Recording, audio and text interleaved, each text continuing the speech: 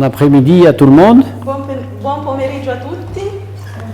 Alors, le thème d'aujourd'hui, Il tema di oggi c'est les maladies de la femme. sono le malattie della donna. Comme je suis gynécologie obstétricien Siccome sono ginecologo e ostetrico et aussi chirurgien, e anche chirurgo, j'ai passé une bonne partie de ma vie à soigner les maladies de la femme. ho trascorso una buona parte della mia vita a curare le malattie della donna Et à les opérer aussi. e anche ad operarle, a fare operazioni. Pour cet après-midi, on va suivre la femme depuis sa jeunesse jusqu'à l'âge adulte, pendant la grossesse et après la ménopause, si on a le temps. Per questo pomeriggio faremo la donna giovane, poi da donna durante la gravidanza, poi se abbiamo tempo anche fino alla menopausa, vedremo.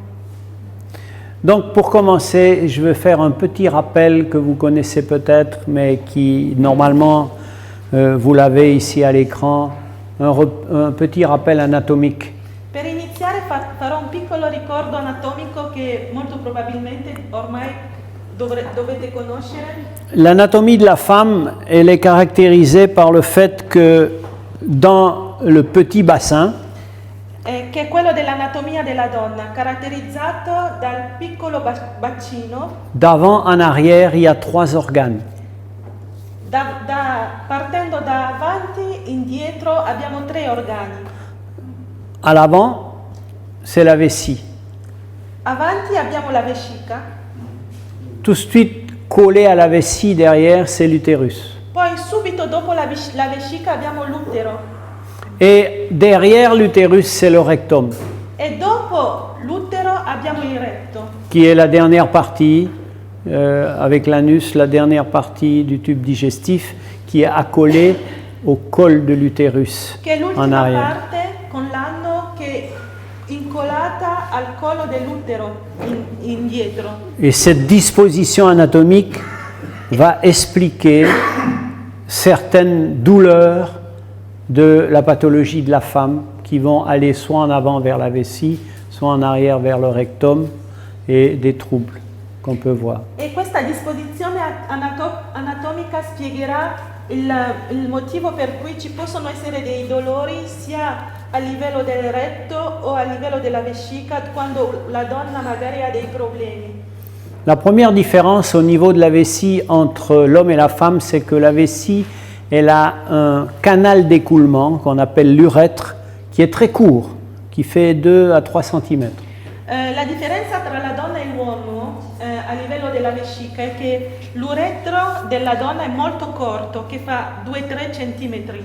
Ce qui entraîne une possibilité d'infection qui remonte à partir de l'extérieur facilement dans la vessie. E questo fa sì che c'è una maggior probabilità di infezione che risale direttamente dalla vescica. Et c'est un motif de consultation non négligeable des femmes, que ce soit des jeunes filles, des femmes ou jusqu'après la ménopause. C'est ce qu'on appelle l'infection urinaire, la cystite en français, c'est l'infection urinaire de la vessie. E questo è uno dei motivi maggiori di consultazione delle donne e questo è chiamato cistite o infezione urinaria.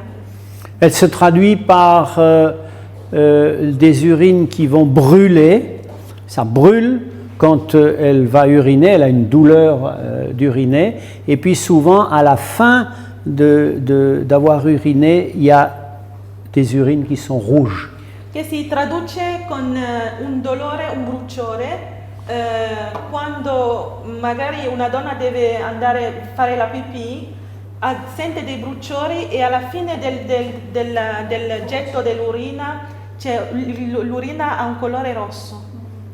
Et puis la fréquence à ce moment-là des urines sont augmentées, elle a sans arrêt envie d'aller uriner et ça brûle. E ha più frequentemente voglia di andare a fare la pipì e le brucia. Ça c'est un signe d'infection urinaire. Questo è un segno di infezione urinaria. La première chose qu'on peut faire, La prima cosa che possiamo fare c'est de boire beaucoup. è bere tanto. Plus de 2 litres par jour, Più di 2 litri d'acqua al giorno ça va laver la vessie laverà la vescica et les symptômes risquent de disparaître comme ça. e i sintomi possono anche sparire solo bevendo acqua. Il faut toujours faire attention à la toilette au niveau de la femme. Bisogna sempre stare attenti alla pulizia per le donne. Le rectum est tout près du vagin, le vagin est tout près de la vessie. Il retto è molto vicino alla vagina e la vagina è molto vicina alla vescica. La sortie de l'anus est pas loin du vagin et la sortie des urines est tout près du vagin aussi. Tutte le Anatomicamente. uscite anatomicamente sono molto ravvicinate, quindi bisogna stare attenti alla pulizia.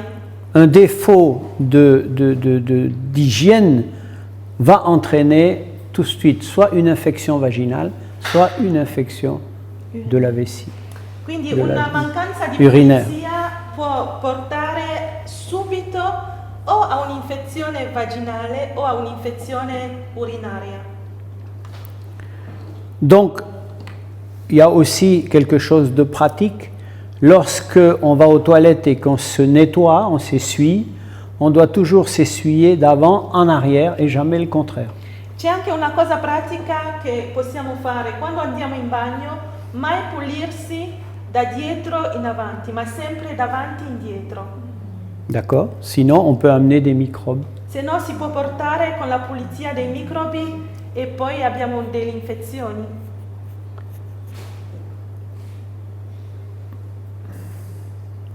On va commencer maintenant directement les pathologies de la jeune fille.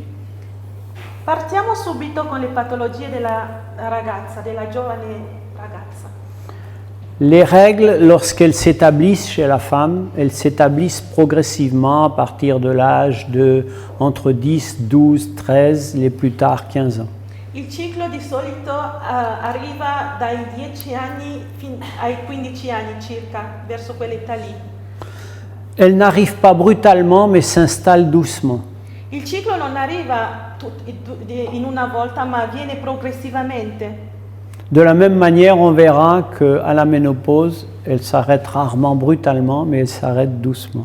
E nello stesso modo vedremo che anche durante la menopausa non si ferma il ciclo in una volta, ma si ferma molto progressivamente. Lorsque les femmes consultent en gynécologie, c'est pour des symptômes qui vont la gêner.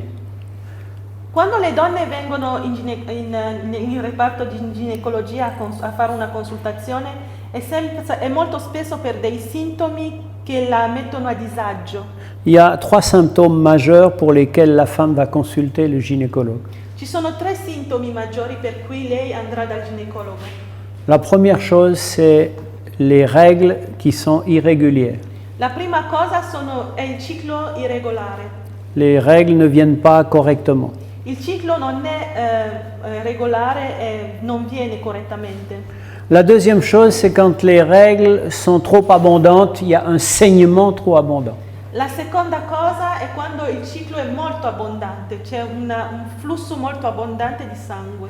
Qu'est-ce que ça veut dire trop abondant? Normalement, les règles, elles ne doivent pas dépasser une semaine, 5 jours, 5 à 7 jours. Cosa significa abbondante? In regola il ciclo non deve durare più di una settimana, 6-7 giorni massimo. Ensuite, l'abondance de les règles, elles doivent être maximum les 2 premiers jours. E poi l'abbondanza del ciclo il flusso deve essere più abbondante i primi 2 giorni. Les douleurs, qui sont la 3e cause de consultation de la femme, I dolori, che sono il terzo motivo di consultazione dal ginecologo, elles peuvent arriver normalement le premier jour des règles. possono capitare normalmente il primo giorno del ciclo, Parce que le flux des règles qui sortent perché il flusso del ciclo che esce di sangue, étant abondant, essendo abbondante, l'utérus se contracte pour faire sortir c'è una les règles. contrazione dell'utero che prova a far uscire questo flusso. Et ça peut entonner des douleurs comme des coliques. E questo può portare dei dolori come delle coliche. Ça, c'est les règles normales. Questo è il ciclo normale. Pour pas allonger l'exposé, je ne vous ai pas expliqué comment ça fonctionne, la femme, mais je vais le dire en 2 mots. Per non allungare troppo il seminario, non vi ho spiegato com'è che funziona la donna, ma ve lo dirò in 2 parole. L'utérus, c'est un muscle qui entoure une cavité. L'utero è un muscolo che accerchia una cavità. Chaque mois, à l'intérieur de l'utérus, il y a une petite couche de cellules spéciales Ogni mese dentro l'utero c'è una piccola, uno spessore piccolo di cellule speciali. Ces cellules comprennent le message des hormones que l'ovaire leur a envoyé. Che capiscono il messaggio degli ormoni che l'ovaio li manda. Et elles vont se multiplier et augmenter l'épaisseur de cette couche pour préparer une éventuelle grossesse. E quindi queste cellule andranno a moltiplicarsi ed a aumentare il loro spessore per preparare un'eventuale gravidanza. Et pendant 1 mois, l'utérus va se préparer pour recevoir peut-être une grossesse. E quindi durante un mese, un mois? Un mois. Durante un mese 28 jours. l'utero si preparerà per accogliere un'eventuale gravidanza. S'il n'y a pas de grossesse, Se non c'è nessuna gravidanza, l'ovaire va diminuer les hormones l'ovaio ridurrà la quantità di ormoni et l'utérus va évacuer tout ce qui a été préparé. e l'utero manderà fuori tutto quello che è stato preparato. C'est ça les règles. Questo è il ciclo Et ça recommence chaque mois. e ricomincia ogni mese.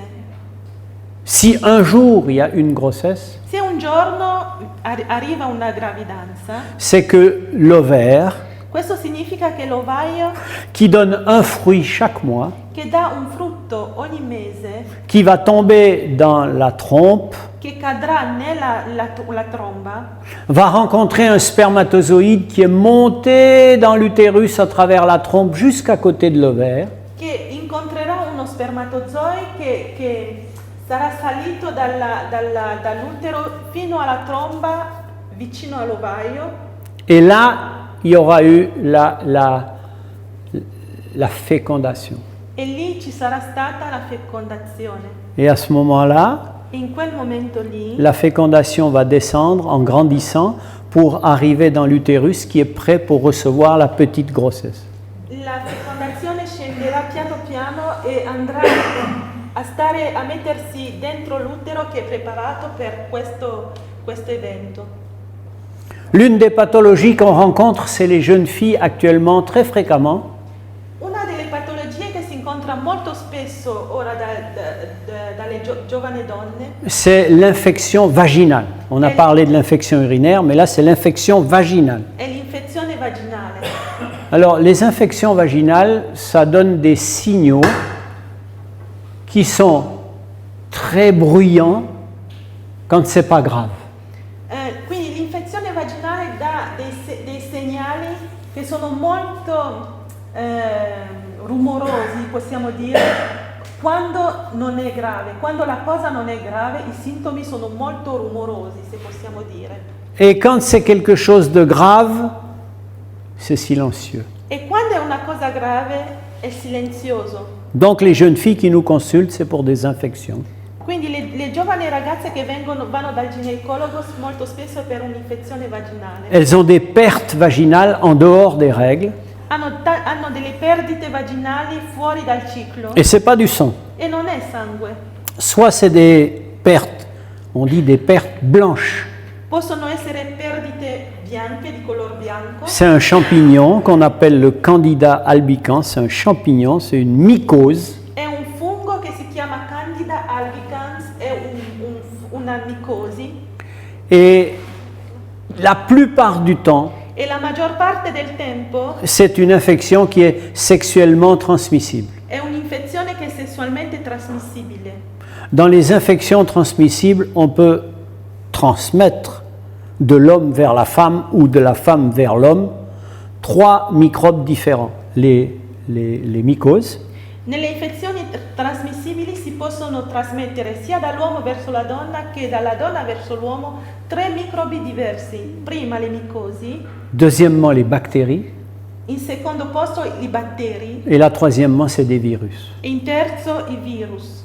Les moins graves, c'est les mycoses. I meno gravi sono le micosi, Mais c'est les plus embêtants, ennuyeux, et tout le monde vient tout de suite, docteur, vite, vite, je suis embêté avec des mycoses. ma sono le più noiose, quindi tutti vengono subito dal dottore e dicono ma c'è qualcosa che mi dà fastidio, Parce que ça brûle, perché brucia ça interdit tous les rapports sexuels, e impedisce ogni rapporto sessuale, mais c'est pas grave. ma non è grave. Normalement, Normalmente le docteur doit traiter les 2 partenaires. il medico deve curare i 2 partner.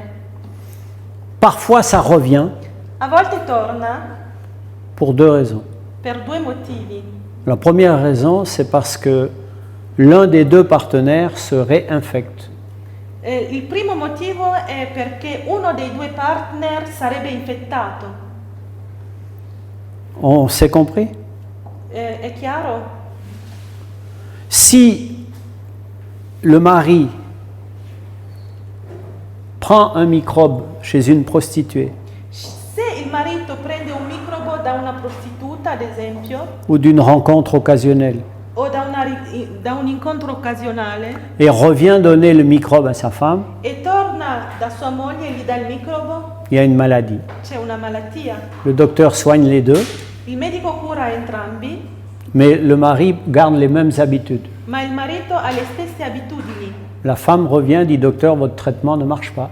La donna torna e dice, dottore, questo trattamento, questa cura non funziona, Elle fonctionne. ma invece funziona. Mais chaque fois qu'on met le soulier dans la boue, il faut nettoyer les chaussures. Ma ogni volta che andiamo a sporcare le scarpe dobbiamo pulirle.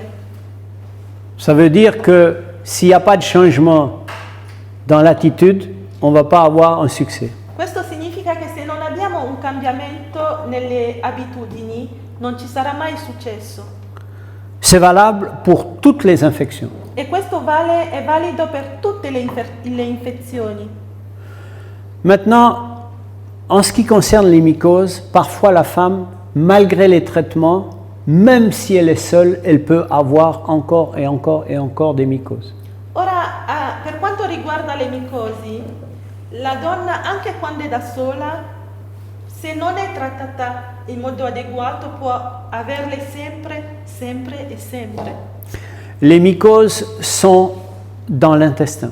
Le micosi sono nell'intestino Et ils sont nourris dans l'intestin par quelque chose qu'ils aiment bien manger et ils se développent dans l'intestin. sono nutriti nell'intestino da qualcosa che amano mangiare e si sviluppano lì. Et de l'intestin, ils vont infecter le vagin. E dall'intestino andranno ad infettare la vagina. Ce que les mycoses aiment beaucoup, c'est le sucre. Ciò che le micosi amano tantissimo è lo zucchero. Donc, il faut penser à éliminer le sucre. Quindi bisogna pensare ad eliminare completamente lo zucchero. C'est ce qui va arrêter de nourrir les mycoses. È questo che impedirà alle micosi di svilupparsi. D'accord? Si ça récidive malgré tout, Se avremo delle recidive comunque, on sera amené à traiter l'intestin. dovremo curare l'intestino. Et si malgré tout ça revient, E se comunque torna, on devra prendre ce qu'on appelle des probiotiques. dovremo prendere dei probiotici, C'est peut-être des femmes qui ont reçu des traitements antibiotiques perché forse sono donne che hanno ricevuto dei trattamenti, delle cure antibiotiche, et dans l'intestin comme dans le vagin, e nell'intestino come nella vagina il y a une flore, c'est-à-dire un ensemble de microbes, c'è una flora, quindi un insieme di microbi, et il y a un équilibre entre les microbes et les mycoses. e c'è un equilibrio tra i microbi e le micosi.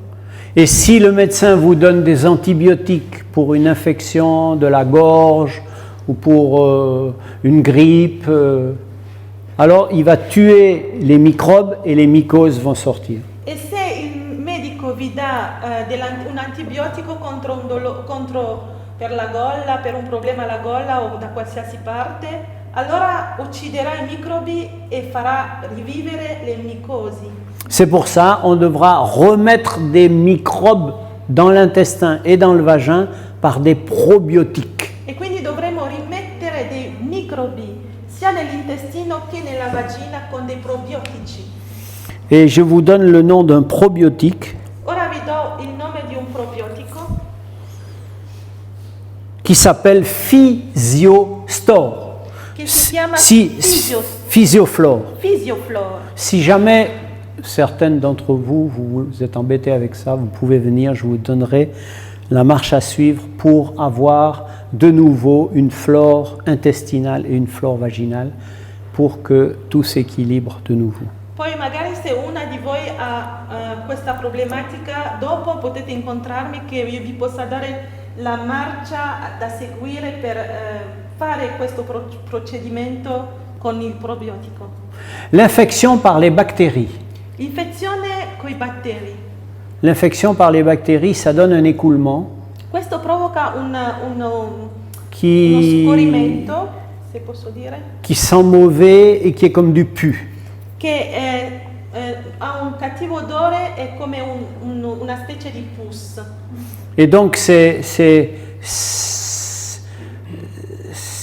non seulement c'est désagréable, mais si ce n'est pas traité, ça peut remonter dans l'utérus et enflammer jusque dans les trompes. Quindi se non è trattato, questo può salire nell'utero e infettare anche le trombe. Et cette infection ne s'attrape pas avec la pluie. Hein. Questa infezione non si prende con la pioggia, non è così. C'est une infection sexuellement transmissible. Ma questa è un'infezione sessualmente trasmissibile. D'autant plus fréquente qu'on a des relations multiples non protégées. Ancora più frequente quando abbiamo delle relazioni tante relazioni non protette, Sans préservatif, senza preservativo, comme on voit maintenant de plus en plus chez les adolescentes. come si vede sempre di più ora dagli adolescenti. Et vous imaginez si en plus on a des relations anales, comment les microbes de l'anus reviennent vers le vagin. E vi potete immaginare se ci sono anche delle relazioni anali, come i microbi possono partire dall'ano fino alla vagina. Ça nécessite un traitement antibiotique. Questo sì che necessita di un trattamento antibiotico Qui va détruire la flore. che andrà a distruggere la flora. Alors, après ce traitement, vous aurez des mycoses. Quindi dopo questo trattamento avrete delle micosi. Donc, il faudra traiter les mycoses. Quindi bisognerà che andate a curare le micosi. C'est un chemin qui est long. È un cammino lungo. Il y a aussi les virus. Poi abbiamo i virus. Les virus sont silencieux. I virus sono silenziosi. Ils sont vraiment, ils font partie, ils rentrent avec les autres maladies transmissibles. E sono insieme alle altre malattie trasmissibili. Et vous savez qu'un virus, c'est un microbe de microbes. E sapete che un virus è un microbo di un microbo. Tellement il est petit, Talmente piccolo, il ne peut pas se reproduire lui-même. non può riprodursi da sé. Alors il rentre dans une cellule, Quindi entra in una cellula, il va rentrer dans le noyau de la cellule, entra nel nucleo della cellula, il rentre dans le bureau du patron, entra nell'ufficio del capo il prend les commandes de la cellule. e prende le redini della cellula. Et à partir de là, la cellule va produire des virus. E da lì la cellula produrrà dei virus. Et quand ce virus, il va aller sur le col, certains virus vont aller sur le col, sur la bouche de l'utérus, E quando alcuni di questi andranno sul collo dell'utero, proprio all'ingresso, elle va modifier l'ADN du noyau de ces cellules andrà a modificare il DNA del nucleo di quelle cellule et ces cellules vont se transformer pour devenir cancéreuses. e quelle cellule si trasformeranno e diventeranno cancerigene, cioè tumorigene. Et le cancer du col de l'utérus, c'est une maladie infectieuse. E il tumore al collo dell'utero è una malattia infettiva. C'est la raison pour laquelle la femme, lorsqu'elle a des rapports sexuels réguliers, doit faire des frottis du vagin pour analyser les cellules, pour voir si les cellules ne sont pas cancéreuses. Ed è per questo motivo che la donna, quando ha dei rapporti sessuali regolari, deve fare questo esame, che è l'esame del collo dell'utero, per vedere se le cellule non sono tumorali. Sì. Pour finir avec les infections vaginales, Per finire con le infezioni vaginali, il y a aussi un parasite qu'on appelle le trichomonas, c'è anche un parassita che si chiama Trichomonas, qui peut donner des pertes vertes, che può dare perdite verdi, mais qui se traite facilement avec un médicament et en principe on n'est pas embêté longtemps avec ça. ma che si cura molto facilmente con un farmaco e di solito non è un grosso problema. Un autre problème pour lequel les jeunes filles consultent, Un altro problema per cui le giovani ragazze consultano, parfois déjà avant l'âge de 18 ans, anche prima dell'età di 18 anni spesso, c'est les douleurs des règles. sono i dolori del ciclo. Je vous ai dit normalement que le premier jour on peut avoir quelques douleurs. Vi ho detto prima che è normale che il primo giorno si abbiano dei dolori, Mais là, la douleur, c'est pas du tout comme ça. ma in questo caso il dolore non è proprio uguale. C'est une jeune fille qui, lorsqu'elle a les règles, elle est pratiquement obligée de rester à la maison tellement elle a mal. Questo è il caso di una giovane ragazza che quando ha il ciclo ha dolori talmente forti e fitti che deve stare a casa per quanto il dolore è forte. La douleur ne dure pas un jour, E questo dolore non dura solo un giorno, mais peut durer 3, 4 ou parfois toutes les règles. ma può durare 3-4 giorni e anche a volte tutto il ciclo. Et plus elle avance dans le temps, 16 ans, 17 ans, 18 ans, 20 ans, 25 ans, la douleur, elle va toujours en augmentant. E più andrà avanti con l'età, nel tempo, il dolore crescerà sempre di più. Elle peut arriver avec une ambulance à l'hôpital Può arrivare con un'ambulanza al pronto soccorso, et elle arrive aux urgences. arriva al pronto soccorso, Pour quelle raison? per quale motivo? J'ai mes règles. Ho il ciclo, C'est pas normal. ma non è normale. On ne prend pas l'ambulance quand on a les règles. Non si va al pronto soccorso in ambulanza quando uno ha il ciclo. Avec le temps, la douleur peut commencer avant les règles et elle peut aller 2, 3, 4 jours après les règles. Col tempo il dolore può iniziare prima del ciclo e potrebbe andare anche 4 giorni, fino a 4 giorni dopo il ciclo. Quand vous rencontrez quelqu'un comme ça, Quando incontrate qualcuno così, à partir d'aujourd'hui, vous pouvez déjà poser un diagnostic. da questo giorno potete già porre un diagnostico. Ça s'appelle l'endométriose. Questo si chiama endometriosi. Je ne sais pas si vous avez entendu parler de cette Non so se ne maladie. avete mai sentito parlare, C'est de plus en plus fréquent. è sempre più frequente. C'est lié au fait que E questo è legato al fatto che les petites cellules le piccole cellule qui comprennent les hormones, che sentono gli ormoni qui doivent grandir pour faire la muqueuse, e devono crescere per fare la mucosa, elles doivent rester dans l'utérus. devono stare nell'utero. Elles sont faites pour travailler dans l'utérus. Sono fatte per rimanere nell'utero e lavorare lì. Mais quand il y a les règles, Ma quando c'è il ciclo, quand l'utérus se contracte pour faire sortir les règles, quando l'utero si contratta per far uscire il flusso, parfois un petit peu de sang remonte dans les trompes a volte un pochino di sangue risale nelle trombe et tombe dans le ventre. e e cade nella pancia, du côté des ovaires, de chaque côté. da ogni parte delle ovaie. Normalement, à l'intérieur du ventre, il y a des cellules normales qui nettoient. Normalmente dentro la pancia ci sono delle cellule che puliscono, fanno Il n'y a pulizia, pas de problème pour ça. e non c'è problema per quello. Mais s'il y a de l'inflammation Ma se c'è infiammazione à l'intérieur du petit bassin, dans le ventre, dentro al piccolo bacino nella pancia, les cellules qui devraient faire leur travail de nettoyage sont occupées à l'inflammation. le cellule che dovrebbero pulire sono impegnate a lavorare per spegnere l'infiammazione Et elles ne vont pas nettoyer les cellules de l'endomètre e non puliranno quindi le cellule dell'endometrio qui ont reflué dans le ventre. che sono cadute nella pancia.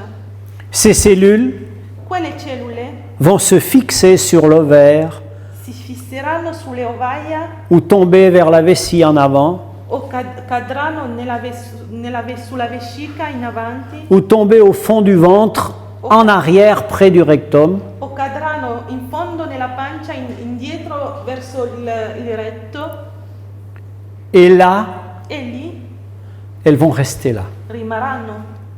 Et le prochain mois, Il mese seguente elles vont donner des règles dans le ventre, des petites règles microscopiques. daranno dei piccoli cicli, flussi dentro nella pancia, microscopici.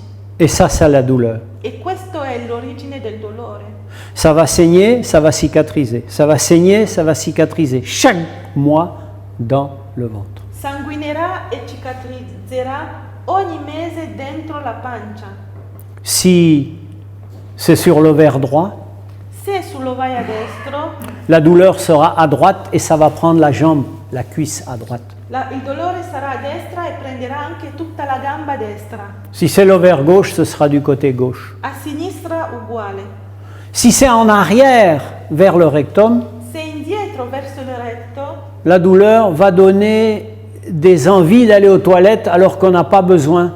Pendant les règles, elle va avoir sans arrêt des faux besoins d'aller aux toilettes. e i dolori daranno questi falsi allarmi di voglia di andare in bagno, Parce que ça va irriter le rectum en arrière. perché ci saranno delle irritazioni sul retto indietro.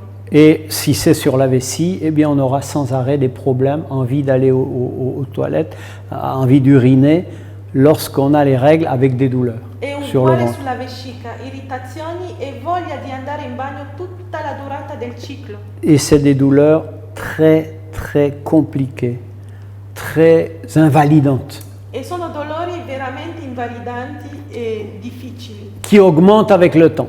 che aumentano col tempo. Actuellement, on n'a pas vraiment de moyens d'arrêter ces douleurs. Attualmente non ci sono veramente possibilità di fermare questi dolori. Les médicaments antidouleurs ne fonctionnent pas. I medicinali antidolorifici non funzionano. On a inventé des médicaments qui agissent au niveau du cerveau pour arrêter les règles. Sono stati inventati medicinali che agiscono a livello del cervello per far smettere il ciclo. Le problème, c'est que ça met la jeune femme en ménopause. Il problema è che la giovane donna diventa menopausata, Elle n'a plus mal, mais elle est en ménopause à l'âge de 20 ans. non ha più dolori, però è in menopausa a 20 anni. Ce n'est pas une situation, elle ne peut pas supporter ça plus de quelques mois, ce n'est pas un traitement. Quindi non è una cosa sostenibile, non si può. On peut bloquer les règles par une pilule qui va arrêter l'ovaire, Si può fermare il ciclo con una pillola che fermerà l'ovaia, mais là, de la même façon, ça n'a pas un traitement qui peut durer longtemps chez une jeune fille qui va vouloir être une femme et avoir des enfants, donc elle va retomber dans la même douleur. ma allo stesso modo non è una soluzione per una giovane donna che ha voglia di farsi una vita e di avere figli nel futuro. J'ai passé une partie de ma vie à aller opérer les lésions qu'il y a dans le ventre de la femme pour enlever ces parties où l'endométriose est située. Ho trascorso una parte della mia vita andando a fare degli interventi e togliere quelle parti di cui vi ho parlato dove c'è l'endometriosi va a fissarsi nella pancia. Parfois sur l'ovaire, ça donne des gros kystes A volte sull'ovaia fa venire delle cisti grosse et on doit enlever ça. e si devono togliere. Et les femmes m'ont dit, docteur, merci parce que maintenant j'ai plus mal, je suis mieux. E le donne mi hanno detto grazie dottore perché ora non ho più dolori, sto meglio. Mais l'expérience m'a montré que 1 an ou 2 ans après, on a 50 à 90% de récidive.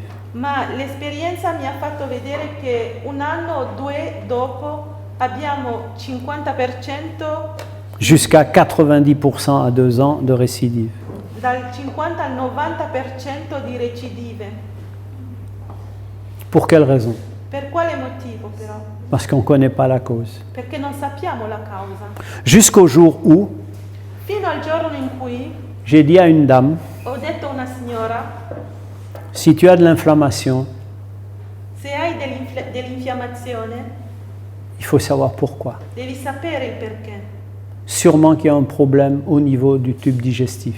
C'è probabilmente un problema a livello del tubo digestivo. Et s'il y a un problème au niveau du tube digestif, E se hai un problema a livello del tubo digestivo, c'est lié à l'alimentation. questo è legato alla tua alimentazione. Alors j'ai observé qu'est-ce que ces femmes-là mangeaient. Quindi io ho osservato cosa mangiavano queste donne Et un jour, e un giorno j'ai choisi une femme. ho scelto una donna Et je lui ai dit pendant 3 mois, est-ce que tu veux faire un essai avec moi? e gli ho detto vuoi fare una prova con me per 3 mesi? Depuis des années, elle souffrait avec ça. Da anni ormai lei soffriva con questo problema. Au fur et à mesure que la maladie se développe, elle entraîne des cicatrices à l'intérieur du ventre. E più la malattia si sviluppava, più lei aveva delle cicatrici dentro la pancia. Et parfois, ça peut empêcher la femme d'avoir des enfants. E a volte può anche impedire alla donna di avere dei figli, Parce que les cicatrices, les adhérences vont boucher les trompes. perché le cicatrici andranno a chiudere le trombe. Et c'est une maladie qui va la suivre jusqu'à la ménopause. È una malattia che la seguirà fino alla menopausa. Et elles sont vraiment traumatisées par cette maladie. E queste donne sono veramente traumatizzate da queste malattie. Et la femme m'a dit, d'accord docteur, de toute manière, je suis là comme ça, j'ai besoin d'un soulagement. E questa signora mi ha detto, va bene dottore, comunque io ho bisogno di aiuto, quindi va bene per me. Alors je lui ai dit, à partir d'aujourd'hui, on ne va plus toucher aucun produit animal. E quindi le ho detto, a partire da oggi non toccherai mai più un prodotto animale, Ni des produits laitiers, né prodotti a base di latte. végétalisme. Dovrai mangiare solo vegetale. Et je lui ai donné un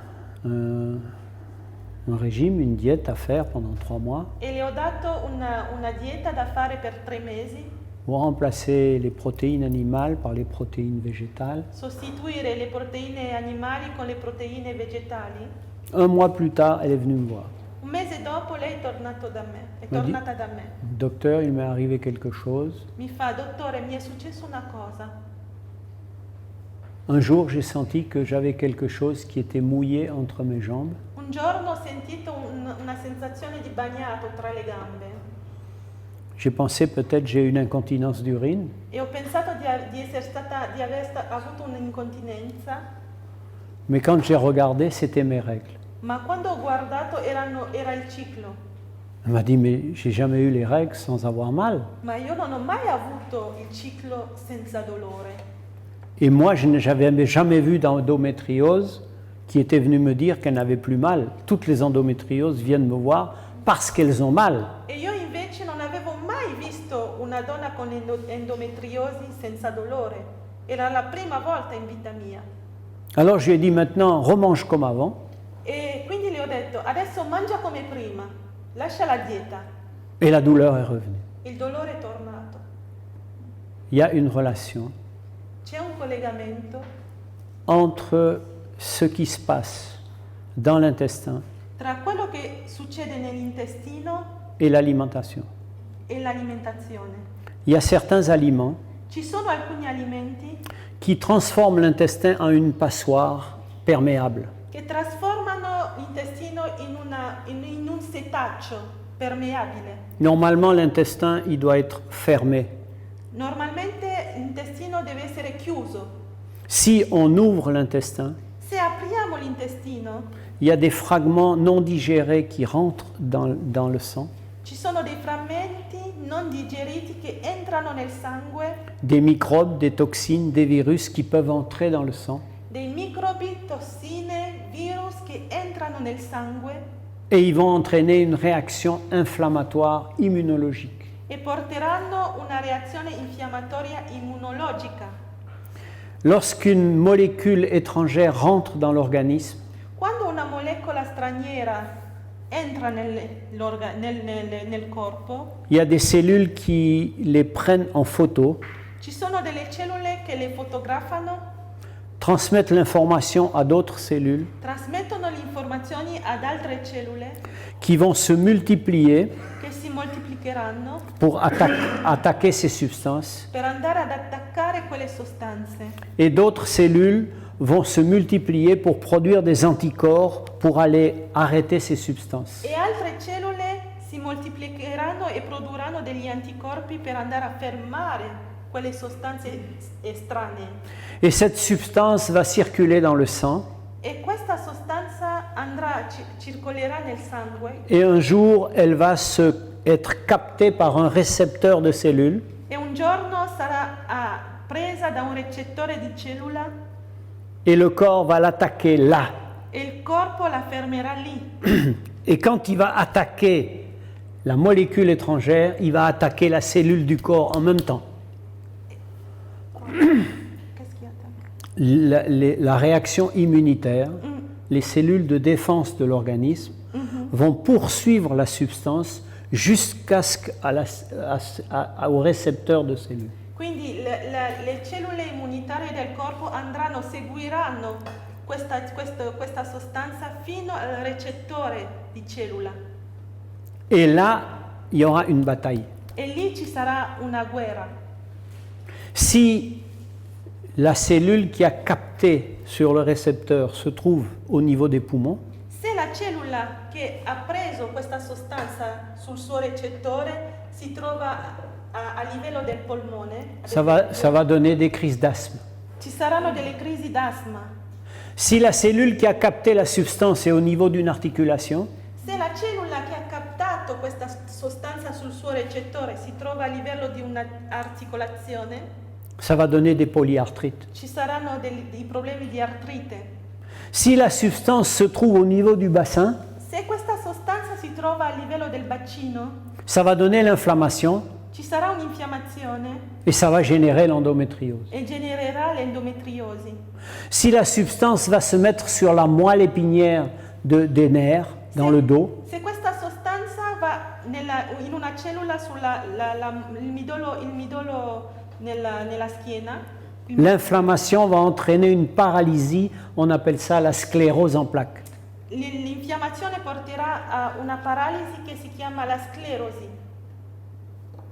Donc, lorsqu'on mange normalement, Quindi quando mangiamo normalmente, l'intestin se ferme, l'intestino si chiude, les allergies disparaissent, le allergie spariscono, les douleurs disparaissent. i dolori spariscono. La douleur au niveau du corps Il dolore nell'organismo est sous la dépendance de petites hormones qu'on appelle les prostaglandines. dipende da piccoli ormoni che si chiamano prostaglandine. Il y a les prostaglandines qui augmentent la douleur, on appelle des prostaglandines inflammatoires. Ci sono delle prostaglandine che aumentano il dolore, si chiamano prostaglandine infiammatorie. Pour les construire, Per costruirle on a besoin de la graisse animale. abbiamo bisogno di grasso animale. Alors on va construire beaucoup de prostaglandines inflammatoires. Quindi col grasso animale produrremo tante prostaglandine infiammatorie, augmentation des douleurs des règles, aumentazione dei dolori del ciclo, augmentation des douleurs de l'accouchement, aumentazione dei dolori della gravidanza, del parto et augmentation des inflammations. e aumentazione delle infiammazioni. Mais il y a des prostaglandines qui calment la douleur. Però ci sono anche delle prostaglandine che calmano il dolore C'est les prostaglandines anti-inflammatoires. e queste sono prostaglandine antinfiammatorie. Pour les construire, pour les synthétiser, E per sintetizzarle il faut manger des graisses, des huiles végétales qu'on trouve dans les noix.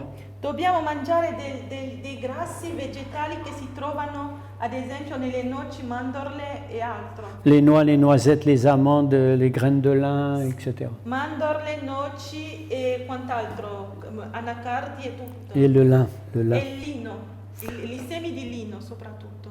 Donc on a supprimé ces graisses-là Quindi abbiamo soppresso questi grassi et on a augmenté les bonnes graisses. e abbiamo aumentato i grassi Et la douleur buoni. a disparu. E il dolore è sparito, aumentando i grassi buoni. On a compris? È chiaro? L'endométriose. L'endometriosi. On va arriver à l'âge adulte. Arriviamo all'età adulta. Si on n'a pas changé d'alimentation, la situation va s'aggraver à l'âge adulte et va continuer.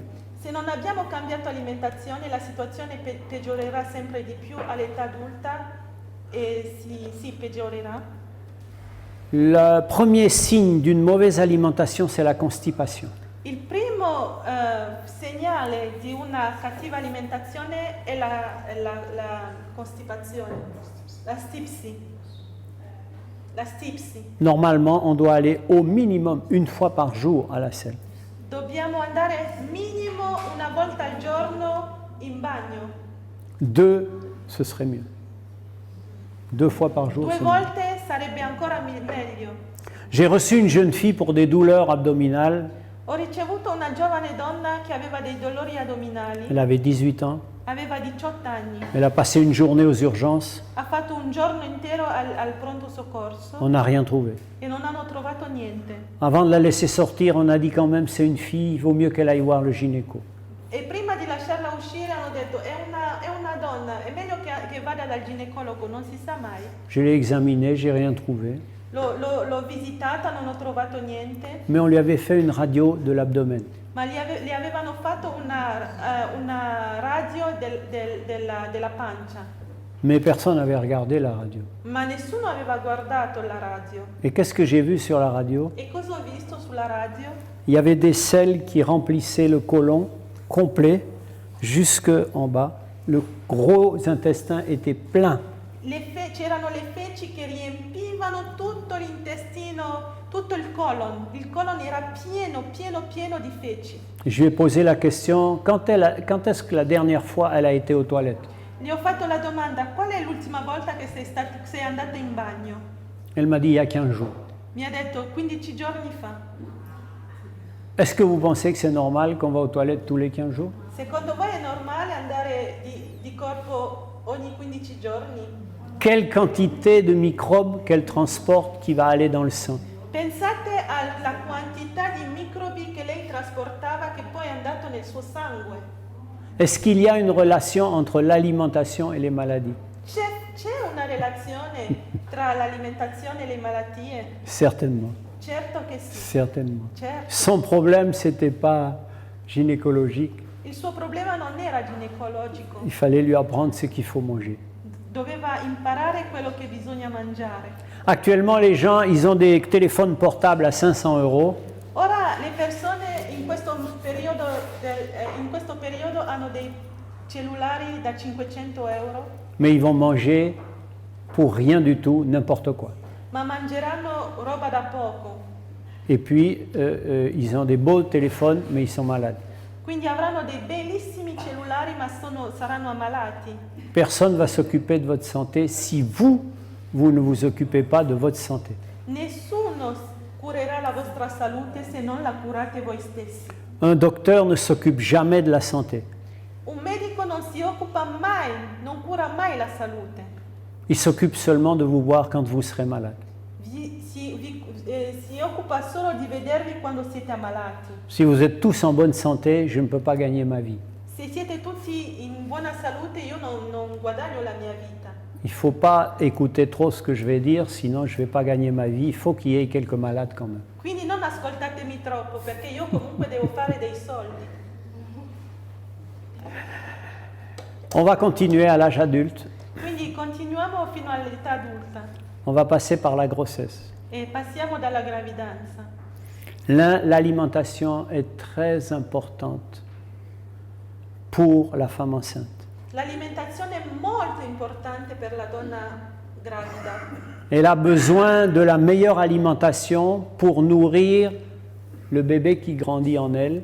Lei ha bisogno dell'alimentazione migliore per nutrire il feto, il bambino che sta crescendo in lei. Et ensuite, tout ce qu'elle va manger, ça va conditionner ce que l'enfant va prendre de son sein.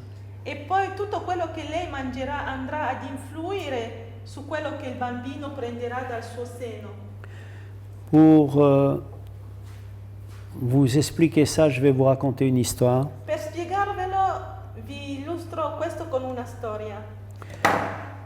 Notre génération, La nostra generazione on a jeté dans la nature plus de 100 000 substances chimiques toxiques. per noi è stata buttata e sono state buttate nella natura più di 100.000 sostanze chimiche.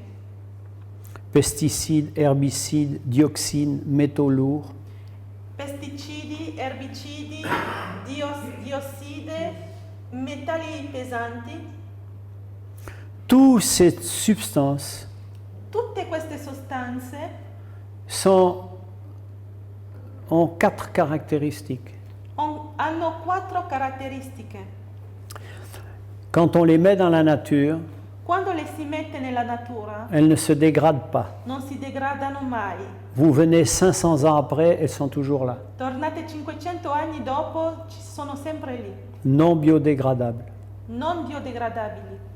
Quand elles rentrent contre un organisme vivant, Quando incontrano un organismo vivente, que ce soit une plante, che sia una pianta, un animal un animale ou l'être humain, o l'essere umano, et rentrent dans l'organisme e entrano nell'organismo et s'accumulent dans l'organisme, e si accumula nell'organismo, ne sortent pas. non escono.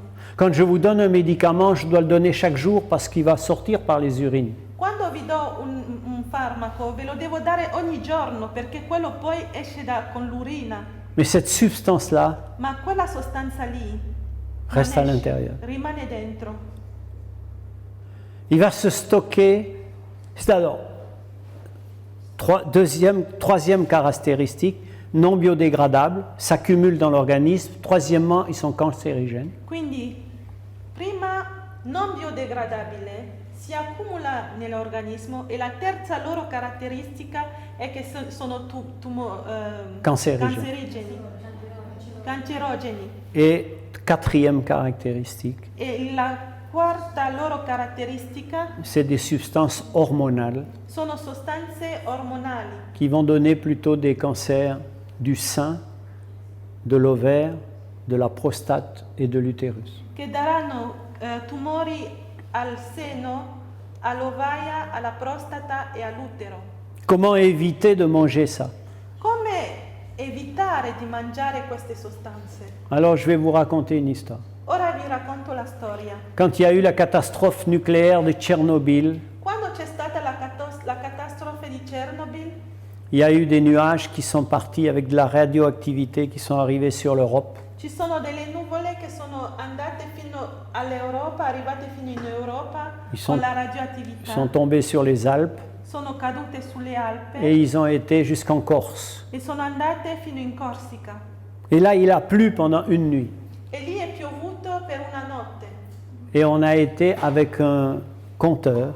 E sono andati con un contatore Et lorsqu'on s'approche d'une source radioactive, e quando ci si avvicinava con questo contatore a una sorgente radioattiva, on peut entendre les émissions radioactives. si potevano sentire le emissioni radioattive. S'il n'y a rien, on entend tac, tac, tac. Si on s'approche, ça fait tac, tac, tac, tac, tac, tac. Là, il y a une émission radioactive. Quindi il rumore era sempre più persistente quando ci si avvicinava alla sorgente radioattiva. Et là, on a entendu qu'il y avait 800 coups par minute E dove si è sentito che c'erano 800 colpi al minuto, sur l'herbe. era sull'erba. Et on a fait une annonce, on a dit pendant quelques jours, on ne va pas manger les fruits, les légumes des jardins pour que la pluie nettoie. E c'è stato un annuncio e hanno detto per una settimana non mangeremo né frutta né verdura affinché la pioggia possa pulire le piante. L'avantage des produits radioactifs, c'est qu'on peut les suivre. Il vantaggio dei prodotti radioattivi è che li si può seguire. Donc les gens n'ont pas mangé les fruits et légumes. Quindi le persone non hanno mangiato frutta e verdura, Mais en Corse, ils ont beaucoup de chèvres. ma in Corsica hanno tante capre Et les chèvres ont continué à manger l'herbe. e le capre hanno continuato a mangiare l'erba. 800, 800, 800. 800, 800, 800, 800. Et les Corses, ils font du fromage de chèvre. E i corsici fanno del formaggio di capra. 15 jours après, on a été dosé 15 giorni dopo sono andati a dosare avec le compteur col contatore le fromage. il formaggio. Et là, on a été étonné, E lì erano sorpresi, il n'y avait pas 800, non c'erano 800 colpi, il y avait 15 000. c'erano 15.000 colpi. Personne n'a mangé les légumes, Nessuno ha mangiato le verdure, tout le monde a mangé le fromage. tutti hanno mangiato il formaggio. Pourquoi? Perché? Il y a une exception. C'è un'eccezione però. Quand je vous ai dit que les substances rentrent dans l'organisme Quando vi ho detto che le sostanze entrano nell'organismo et restent à l'intérieur. e rimangono dentro, Quand la substance rentre dans l'organisme, elle va dans une poubelle. quando la sostanza entra nell'organismo va in una spazzatura La poubelle, c'est la graisse. e la spazzatura è il grasso. Donc si vous mangez de la graisse animale, vous mangez une poubelle. Quindi se mangiate grasso animale state mangiando della spazzatura. Où est-ce qu'on trouve de la graisse animale? Dov'è che si trova del grasso animale? Le beurre, Il burro, 100%. 100% grasso animale. Le fromage, Il formaggio, 50%. 50% grasso animale. Les glaces I gelati et tous les produits au beurre e tutti i prodotti col burro et toutes les viandes animales. e tutte le carni animali. Maintenant, Ora, quand la vache, quando la mucca elle a donné du lait ha dato del latte pour faire du fromage, per fare del formaggio, elle a nettoyé toute sa poubelle ha pulito tutta la sua spazzatura et elle a donné ça dans le lait.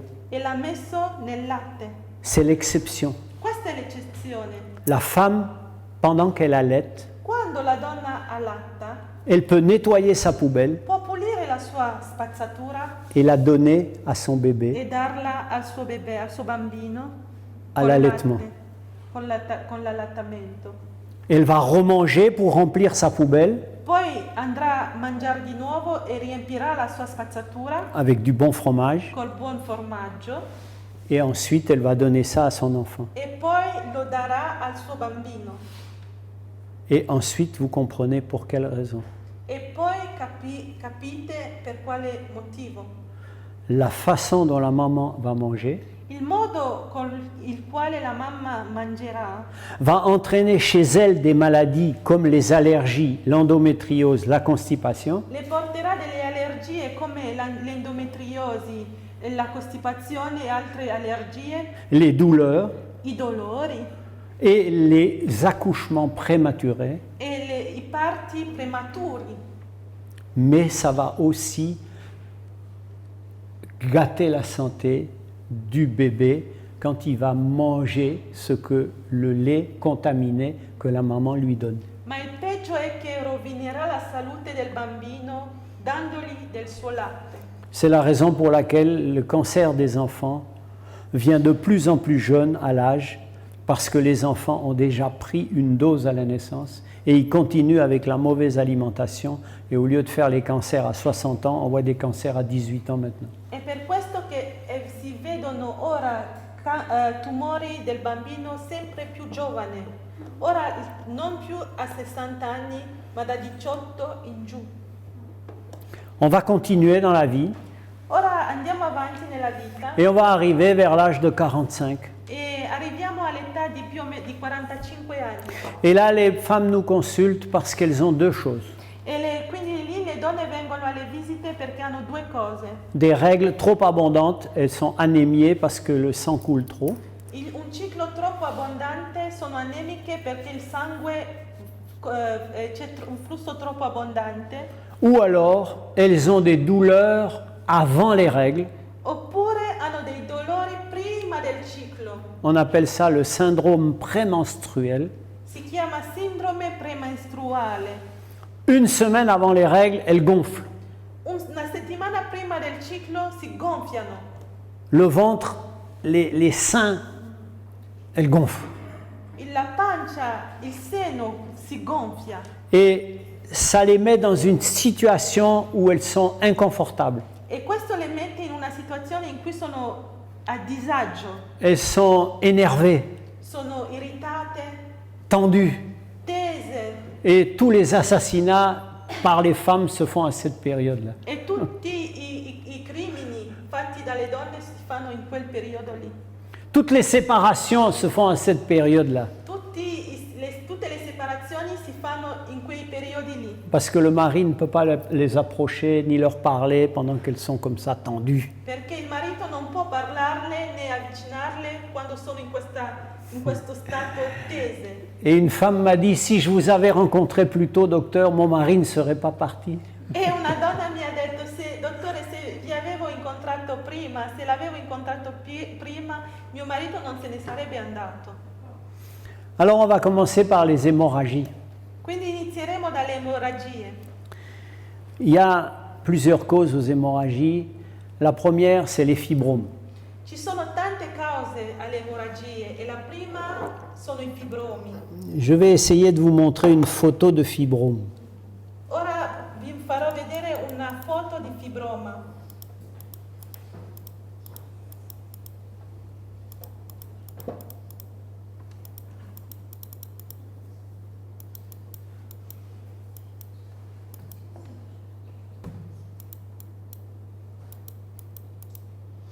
Voilà.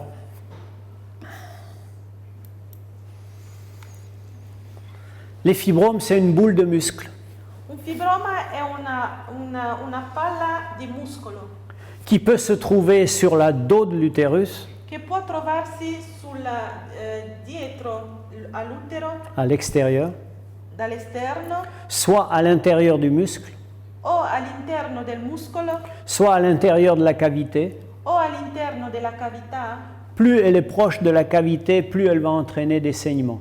E più è vicina alla cavità, più porterà dei sanguinamenti. Ces fibromes se développent justement à la période où on a le syndrome prémenstruel.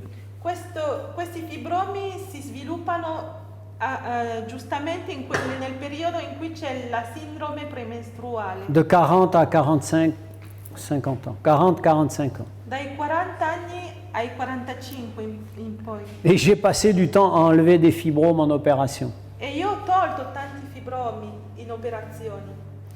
Et ces fibromes se développent Questi fibromi si sviluppano à cause de l'augmentation des hormones œstrogènes qui sont sécrétées dans le corps.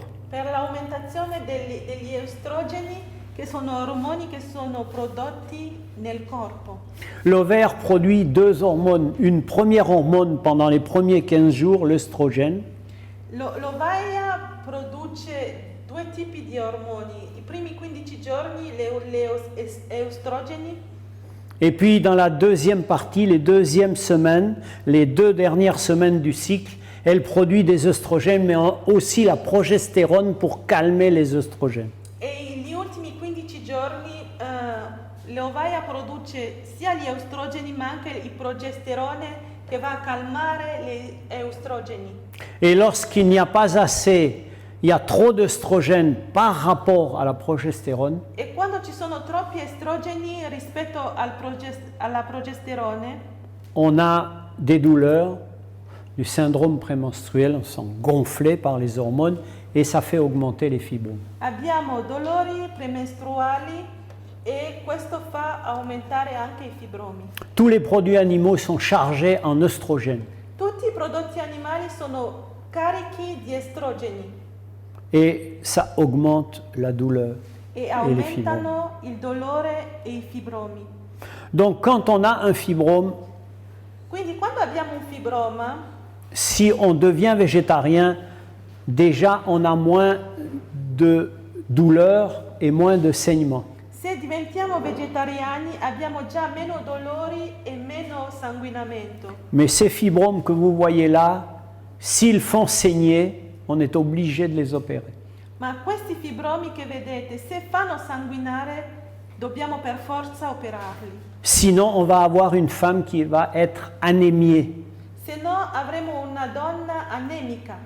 Et la femme qui a une anémie, E una donna anemica elle va avoir avec le temps une dépression.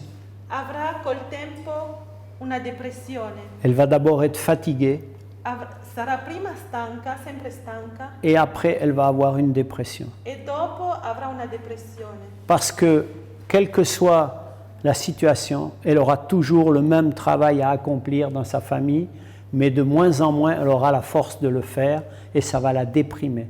Perché i suoi compiti saranno sempre uguali, quelli della vita normale, ma avrà sempre meno forza per affrontarli. Maintenant, qu'est-ce qu'on va voir? Les virus qui ont infecté la jeune fille sur le col quand elle avait des rapports ou qui l'ont infecté quelques années auparavant, 5 à 10 ans avant, Ora vedremo i virus che hanno infettato il collo dell'utero della giovane donna 10 anni prima. on va retrouver un cancer de l'utérus qui va saigner à l'âge de 40-45 ans avant la ménopause. Troveremo per colpa di questo un tumore all'utero che sanguinerà all'età di 40-45 anni. Ce saignement n'arrive pas pendant les règles. Questo sanguinamento non capita durante il ciclo, C'est un saignement qui arrive en dehors des règles à la suite d'un rapport. è un sanguinamento che avviene fuori dal ciclo dopo un rapporto sessuale, Ou sans rapport, mais c'est entre les règles. anche senza, ma non è durante il ciclo. Il faut consulter pour vérifier l'intégrité du col de l'utérus. Bisogna andare a una visita per vedere l'integrità del collo dell'utero. Parfois, ça peut être un polype.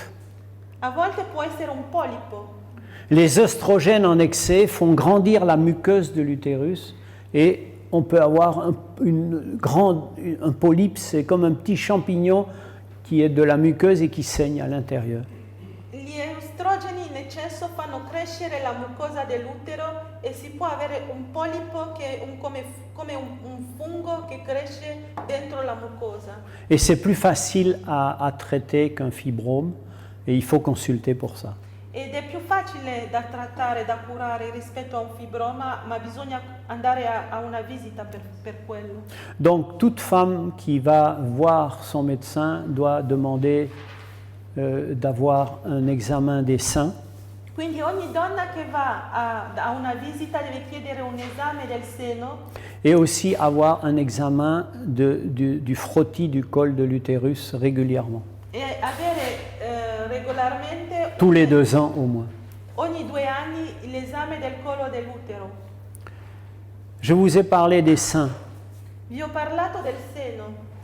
Lorsqu'on mange mal, Quando si mangia male, on est constipé, siamo stetici, les microbes rentrent dans le sang i microbi entrano nel sangue et le sein réagit violemment parce qu'il est chargé de faire des anticorps contre les microbes parce qu'il va donner le lait au bébé, donc c'est un organe immunologique. il seno reagirà in modo violento perché lui ha il compito di produrre degli anticorpi, perché lui ha questa grande missione di nutrire il bambino. Lorsqu'une femme vient me consulter pour syndrome prémenstruel et des douleurs dans les seins, Quando una donna viene da me per una sindrome premestruale e dolori nel seno, la première question que je lui pose, c'est est-ce que vous êtes constipé? la prima domanda che le faccio è: lei è andata di corpo in questi giorni? Elle réfléchit, elle dit pourquoi? J'ai mal au sein, il me demande si je suis constipé. Ma lei fa: ma perché mi chiede se sono costipata? Io ho dolore al seno, non c'entra niente. Mais pourtant, il y a une relation directe entre la constipation et les douleurs du sein. Invece c'è una relazione diretta tra la costipazione e i dolori al seno. Le sein qui est constamment sollicité par ces douleurs, il va donner des kystes dans le sein. Il seno che è costantemente sollecitato da questi dolori produrrà delle cisti. Il dentro peut donner il des seno. petites boules dans le sein. Ci possono essere delle piccole palline. Au dentro lieu il d'être seno. mou, le sein devient comme des granuleux, comme s'il y avait des grains à l'intérieur. Invece di essere molle diventa granuloso dentro. Et si on continue sans rien faire, il va avoir un risque accru de cancer du sein. E se continuiamo senza fare niente ci può essere un rischio molto probabile di tumore al seno. Le cancer du sein, Il tumore al seno. lorsque une femme est végétarienne, Quando una donna è vegetariana, elle a des règles normales, ha un ciclo normale, elle ne va pas gonfler, non si gonfierà, le sein n'est pas sollicité il par les seno mastoses non è sollecitato et le risque de cancer du sein diminue. e il rischio di tumore al seno decresce. Une femme qui fait de l'exercice physique une demi-heure par jour, 5 jours par semaine, Una donna che fa esercizio fisico mezz'ora al giorno, 5 giorni alla settimana, diminue le risque de cancer du sein de 60%. abbassa il rischio di tumore al seno dal 60%. Les aliments qui sont le plus dangereux pour le sein, c'est les graisses animales. Gli alimenti più pericolosi per il seno sono i grassi animali.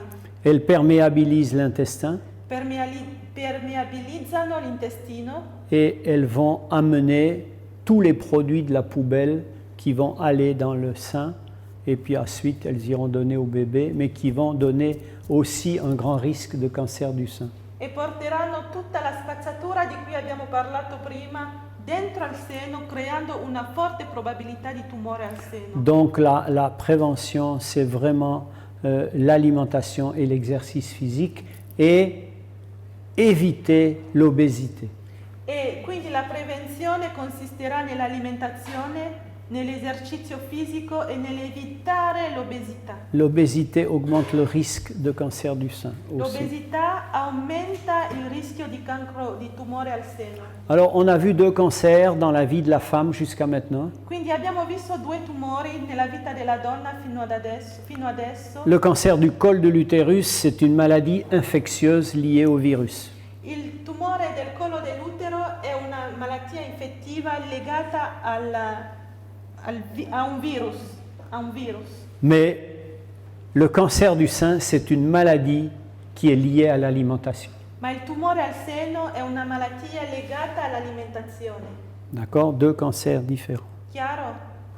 Due tumori diversi. On va avancer maintenant et on arrive à la ménopause. Andiamo avanti e arriviamo alla menopausa. La ménopause, ça peut être un soulagement pour celles qui ont souffert toute leur vie de l'endométriose. Può essere un sollievo per chi ha sofferto per tutta la vita di endometriosi. Plus de règles, plus de douleur. Niente più ciclo, niente più dolore. Mais avec la ménopause, on va voir apparaître d'autres phénomènes. Ma con la menopausa vedremo apparire altri fenomeni. Les bouffées de chaleur,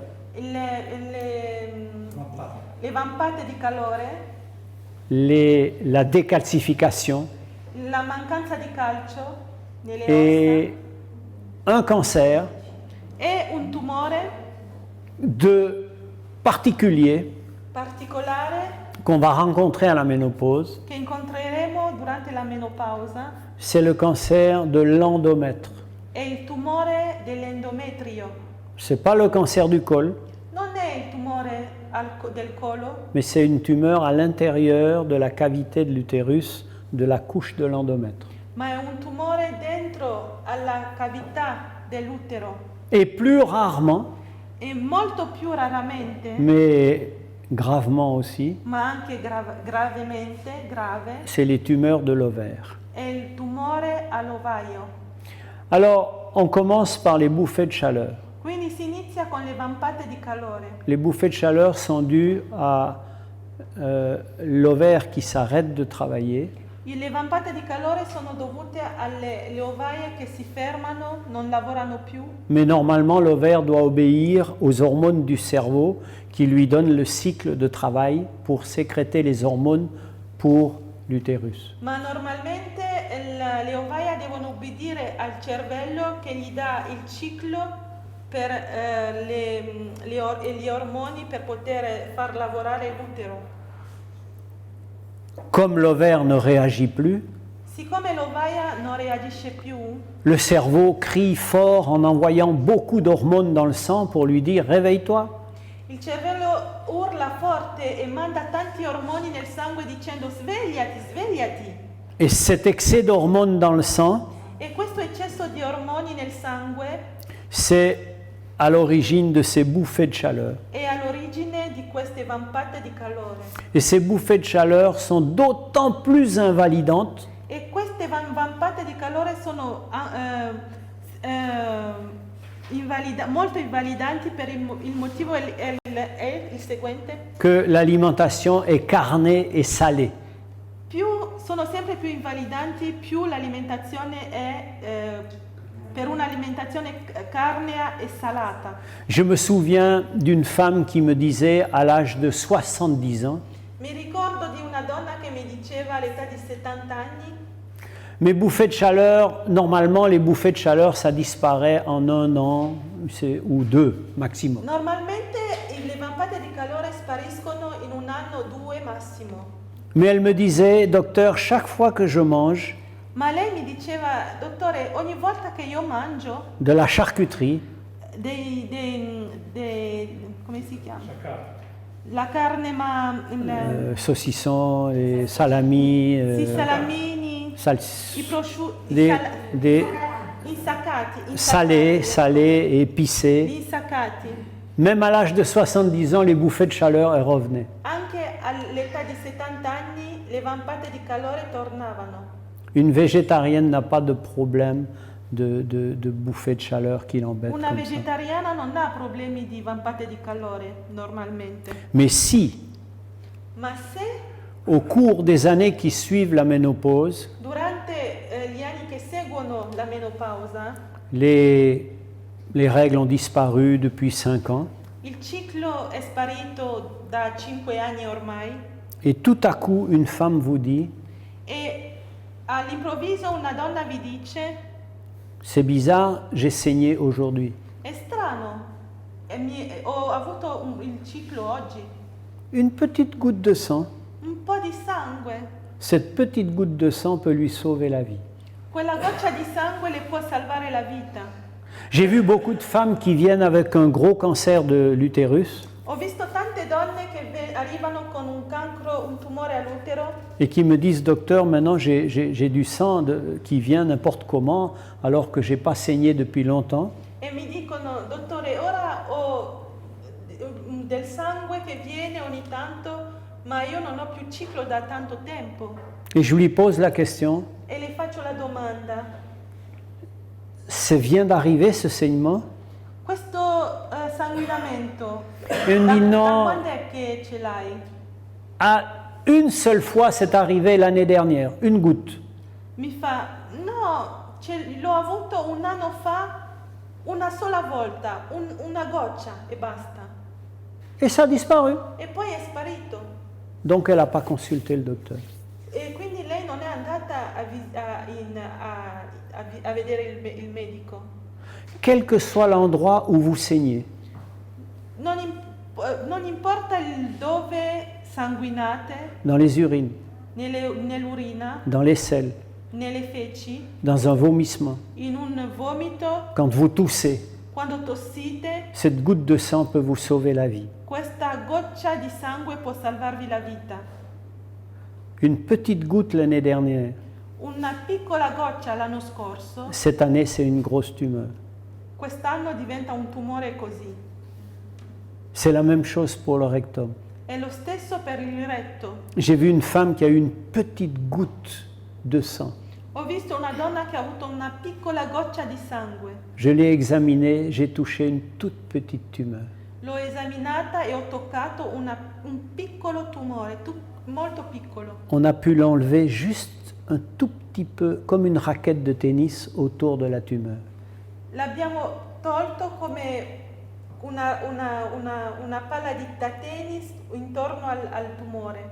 Si elle avait attendu Se lei aveva aspettato 1 an ou 2 que ça saigne beaucoup, un anno o due che sanguinasse tanto, on aurait dû lui mettre un anus artificiel avremmo dovuto metterle un anno artificiale avec une grosse opération qui aurait enlevé tout le sigmoïde, le rectum, con un intervento grossissimo per togliere tutto il retto et elle aurait mis en danger sa vie. e avrebbe messo in pericolo la sua vita. Une goutte de sang peut vous sauver la vie. Una goccia di sangue vi può salvare la vita, D'accord? ok? Et puis il y a la décalcification. Poi c'è la mancanza di calcio.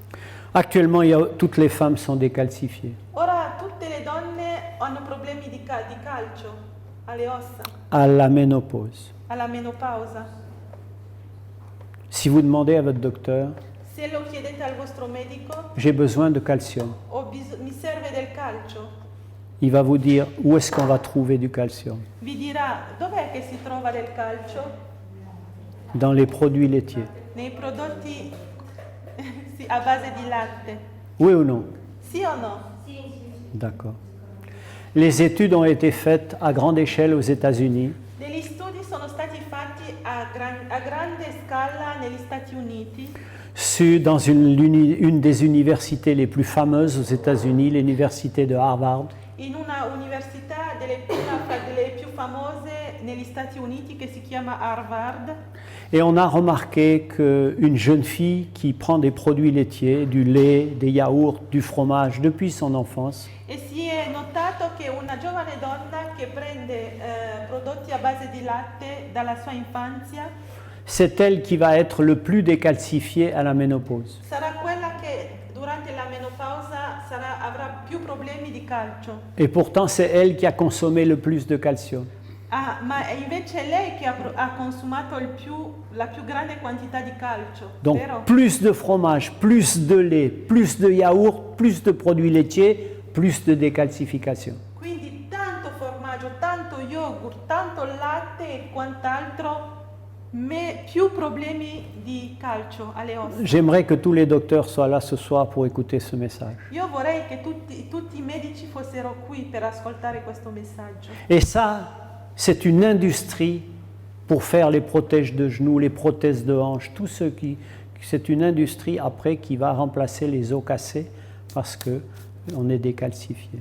E questo è un'industria, un business per fare poi protesi alle anche, protesi in quant'altro alle articolazioni perché abbiamo problemi di mancanza di calcio. Qu'est-ce qui se passe? Cos'è che succede?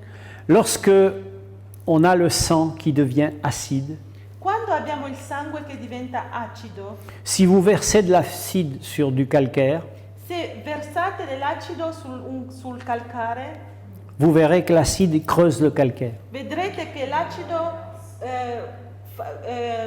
va a corrodere il calcare. Et pour diminuer l'acidité du sang, E per ridurre l'acidità del sangue, le calcium sort de l'os pour diminuer l'acidité du sang. il calcio esce dall'osso per ridurre la quantità di acidità nel sangue. Comment on a un sang acide? Come si fa ad avere un sangue acido? Quand on mange des protéines animales. quando si mangiano delle proteine animali. Un végétarien a le sang qui est alcalin. Un vegetariano ha il sangue alcalino, Il n'a pas d'acidité. non ha acidità. Où est-ce qu'on va trouver du calcium dans la nature Dov'è che si va a trovare del calcio in natura s'il n'y a plus de produits laitiers? se non ci sono più prodotti a base di latte?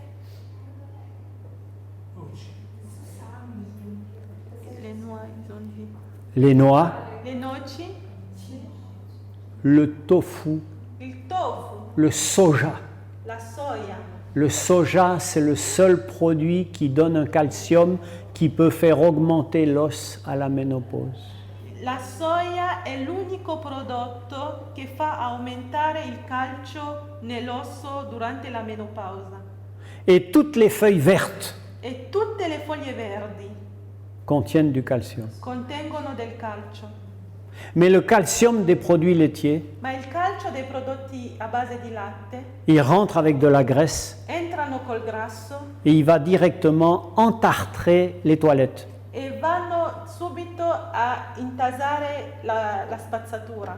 Donc il faut acheter des produits pour nettoyer les toilettes en même temps que les produits laitiers. Oui. Mais ça ne va pas sur l'os. Hein. Quindi bisogna comprare, nello stesso tempo in cui comprate il Viacal, comprate anche prodotti a base di latte. Et la Suisse d'où je viens, E la Svizzera da dove vengo, et je crois qu'ici aussi, e penso che anche qui è così, on aime le fromage. amiamo il formaggio. Et toutes les femmes sont décalcifiées à la ménopause. E tutte le donne hanno problemi di calcio alla menopausa. Et il y a une industrie qui fait son argent avec ces décalcifications. C'è una industria che si fa tanti soldi con questi problemi. Donc, rappelez-vous, si vous voulez faire de l'os, il y a une deuxième chose qui est très importante pour garder l'os à la ménopause, mais pour fortifier les os, quel que soit l'âge. Quindi ricordatevi però di quello che abbiamo detto, però c'è una seconda cosa che aiuta a fortificare l'osso in qualsiasi età della vita Et garder le calcium sur l'os, e mantenere il calcio sull'osso c'est l'exercice physique. è l'esercizio fisico. Quand on envoie des cosmonautes dans l'espace, Quando si mandano degli aviatori nello spazio, dans la station spatiale, il reste quelques mois. nello spazio, rimangono nella stazione spaziale per qualche mese. Quand ils reviennent sur Terre, Quando tornano sulla Terra, l'os, il est comme celle des femmes ménopausées. il loro osso è come quello delle donne menopausate. Le calcium est sorti parce qu'ils ne font pas d'exercice. Il calcio è uscito perché non fanno esercizio. À cause du fait qu'ils n'ont pas eu ça, le calcium s'en va et ils sont décalcifiés. Per colpa del fatto che non hanno fatto esercizio, non hanno più calcio. Donc, 3 choses. Quindi 3 cose. Éviter les produits laitiers. Evitare i prodotti a base di latte. Prendre du calcium qui va sur l'os et faire de Prendere l'exercice. del calcio che va sull'osso e fare esercizio fisico. On a vu pas mal de choses quand même. Hein? Abbiamo parlato di tante cose, vero? Et vous avez remarqué que la plupart du temps, E avrete notato che la maggior parte del tempo le médecin s'occupe de la maladie il medico si occupa della malattia et vous devez vous occuper de votre santé. e voi invece dovrete occuparvi della vostra salute. Oui ou non? Vero o no? Et c'est comme ça. Ed è così.